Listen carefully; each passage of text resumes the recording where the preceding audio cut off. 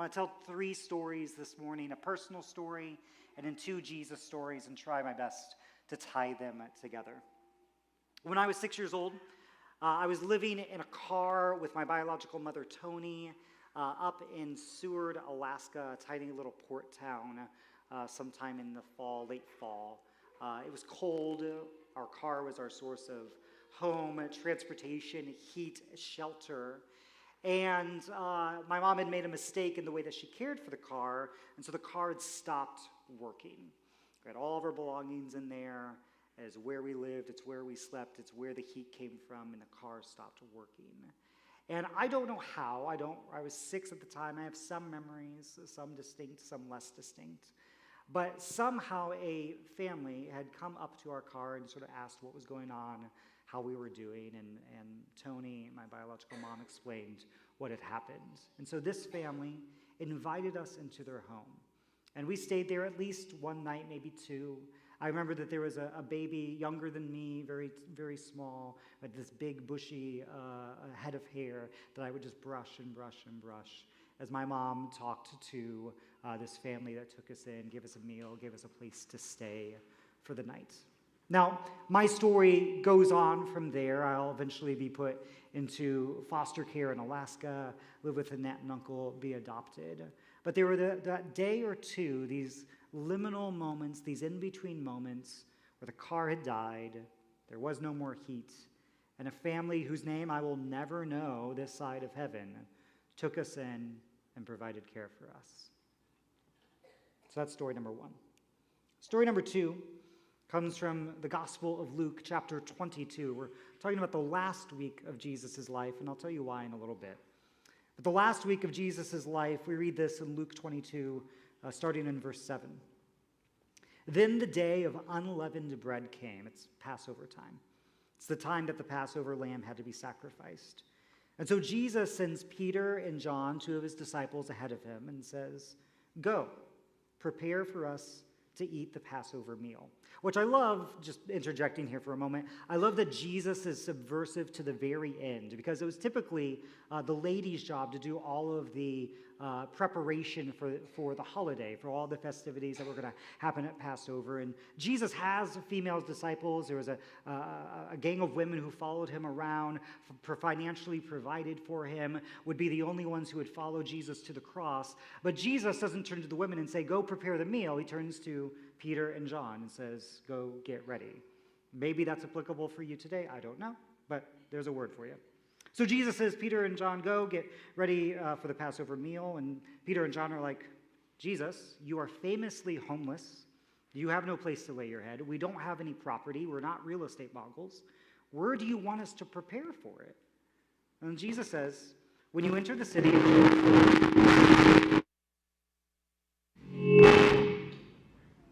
Amen. Do you want me to switch mics? Okay. Jesus says, when you enter Jerusalem, you're going to see a man carrying a jar of water, and he's going to meet you. So you're going to follow him to the house that he goes into, and you're going to say to the owner of the house, "The rabbi," asks Jesus, "where is the guest room?" Pay attention to that word, the guest room. "Where can I eat the Passover meal with my disciples?" And the owner of the house will show you a large upstairs room with furniture already in it. Prepare for us to eat there. So there's Jesus being subversive to the last, sending the men to go prepare the meal, go find a place to stay. It's very like espionage spy movie. Enter the city, you'll see a man carrying a jar. That's the sign. Follow him. He'll tell you where to go, okay? Jesus sends Peter and John. They find the man, and they go to the guest room. Now, the guest room is a Greek word, kataluma. Let me hear you all say kataluma. Kataluma, it's related to the Greek word luo, to loose. And the idea is that it's the place where you let loose, where you let down your hair, where you relax in the guest room, the kataluma. And so Jesus sends the disciples. They find the man who leads them to the big house, who leads them upstairs to the kataluma, the guest room where Jesus will have his final meal. And I say this quite often when we do communion, that when you picture the Last Supper, where Jesus institutes communion, do not picture Da Vinci's painting of Jesus and 12 men posing for a portrait on one side of a table. It's Passover. It's a big family meal. There's men and there's women and there's children running around. It's a little bit wild. It's a little bit crazy. And they all settle in together and they hear the stories of God's redemption in the life of God's people. And so Jesus sends the disciples. They find the Kataluma, the guestroom, to prepare. And that's Jesus' last meal with his friends before his resurrection, surrounded by friends, men, women, children, all in a borrowed guest room that Jesus doesn't own, John, Peter, the disciples don't own.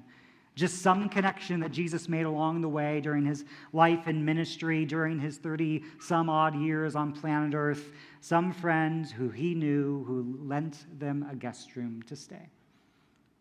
Now, why do I bring up this story on Christmas? Well, you have to go back to the beginning of Luke's gospel in Luke chapter 2, and this story might make more sense to bring up today. It says this: in those days, Caesar Augustus made a law, and it required that a list be made of everyone in the whole Roman world. It was the first time a list was made of the people while Quirinius was governor of Syria, and everyone had to go to their own hometown to be listed. So Joseph went also. He went from the town of Nazareth in Galilee to Judea, and that is where Bethlehem, the town of David, was. So Joseph went there because he belonged to the family line of David, and he went there with Mary to be listed. Mary was engaged to Joseph. I like to lovingly call Joseph the Virgin Joseph. She was expecting a baby, and while Joseph and Mary were there, the time came for the child to be born. So she gave birth to her first baby. It was a boy. She wrapped him in large strips of cloth and placed him in a manger, a feeding trough for animals, because there was no place for them in the guest room, the Kataluma. Now, you may have grown up hearing the story a little bit differently. Maybe Charlie Brown Christmas presented it something a little bit different than what I just read to you, about there being no room at the, what's the usual word? The inn. Maybe the children's play of the grumpy innkeeper kicking out pregnant Mary and the Virgin Joseph away from the hotel where they were supposed to stay. But that's not actually what Luke says. Kataluma is used 2 times in the Gospel of Luke, once in Luke 22, about go find the guest room where the Last Supper is going to be had, and then here in Luke chapter 2. So I know we're pushing back on like hundreds of years of biblical tradition, like translation tradition, church tradition, but I want to paint a different image in your mind. So the story is that imperial bureaucracy makes everybody's lives go upside down, and you have to go back to your hometown to get your name put on a list, probably for tax purposes. Joseph and Mary, their lives are already turned upside down due to an unexpected pregnancy, are forced to travel. They get to Bethlehem. Joseph's family's there. They get to Cuz's house. Hey, Cuz, how's it going? Yeah, we're here for the same federal bureaucracy as for like everything else that goes on. But the guest room is full. The Kataluma is full. Most places had some place where family could expect to be able to stay. But there's family there already, most likely, because everybody has to go to their hometown.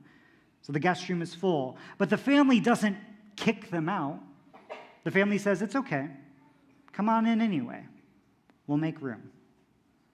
Now, the place where they have to make room is at the center of a Mediterranean home. So a Mediterranean home, if you go look at so you can see some of them today, you can go look at archaeology, you have it built around a courtyard. You have a gate, an initial place where you would enter in, and then you keep going back outside where there's no roof and there's a courtyard where you might keep a goat to milk or a couple hens for eggs, and that's where it is in the middle of your home. If you're rich, you've got 2 stories that you can look down into the courtyard, or if you're, probably just subsistence living, you've got 1 story with a little courtyard in the middle where your goat and your hens stay.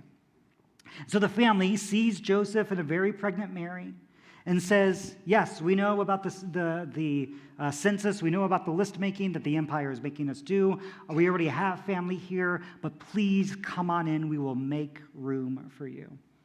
Is it glorious? No. It's a baby who has to be born into a feeding trough for the goat. But is it radical hospitality? Absolutely it is.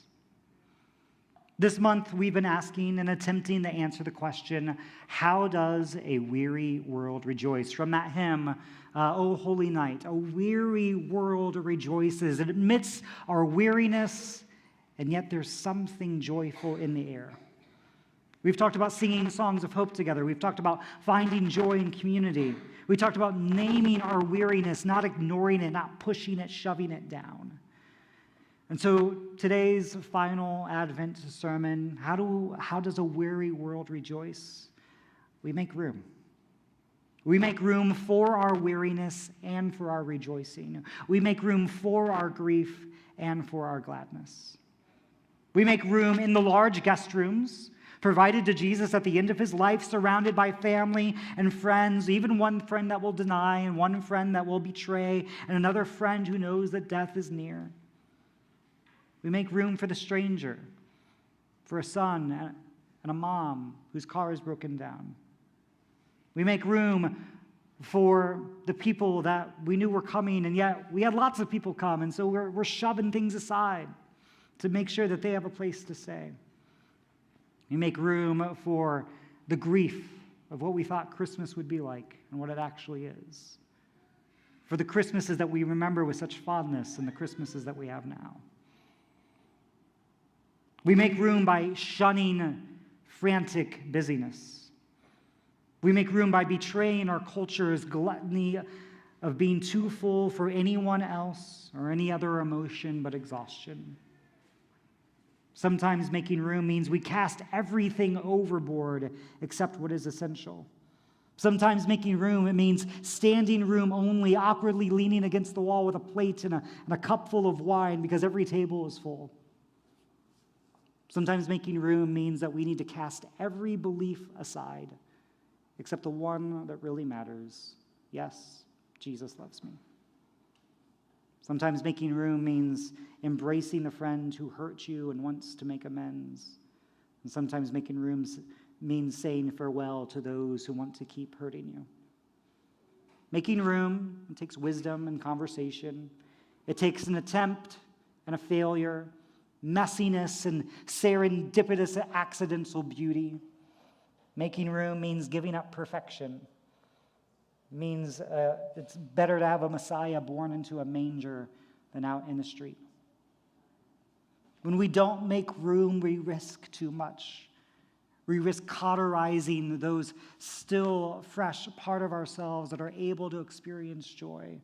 When we don't make room, we risk leaving something out in the cold that belongs in our lives. By making room, we risk. And every once in a while, when we risk, it's worth it. How do we find weariness? Or how do we find rejoicing in a weary world? Finding weariness is easy. How do we find rejoicing in a weary world? We do it together. We do it singing songs of hope from time, ages past. And we do it by making room. I want to conclude with a poem by Jan Richardson called As on a Day of Festival. She writes, call it the waters of salvation or the garlands of gladness. Call it the grave clothes falling away, or call it the loosing of the chains. Call it what binds us together, fierce but fragile but fierce. Call it, he will rejoice over you with gladness. Call it, he will renew you in his love. Call it, he will exalt over you with loud singing as on a day of festival. Call it the thin, thin place where the veil gives way.